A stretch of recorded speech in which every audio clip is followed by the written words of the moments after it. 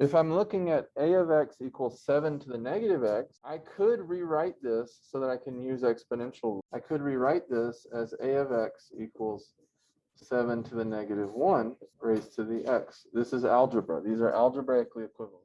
What's exponential rule going to turn this into? Natural log of the base, which in this case, the whole base is 7 to the negative 1, times 7 to the negative 1 raised to the x.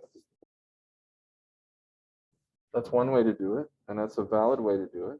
Or what happens if I rewrite it a different way? I could rewrite it as 1 over 7 to the x. This and this are equivalent.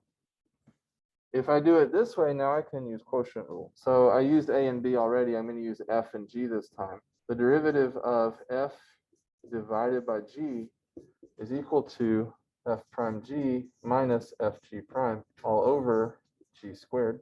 So here my f is equal to 1, my g is equal to 7 to the x, my f prime is equal to 0, my g prime is equal to natural log 7 times 7 to the x.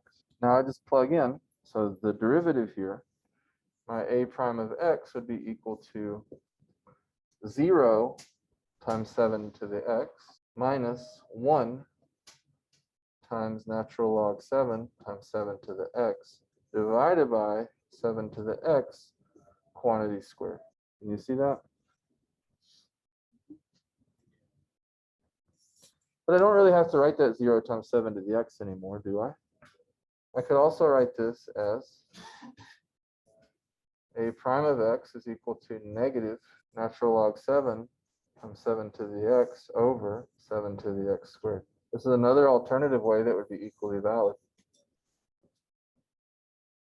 Are there any other ways that I could write it that would be valid? What about canceling the 7 to the x's? There's something squared down here, and there's just one of it up here. So I could also rewrite this as a prime of x is negative ln of 7 over 7 to the x. All of these are equivalent. All of these different ways, there are 4 different equivalent correct answers. And there are things you could do here that would be equivalent and also correct.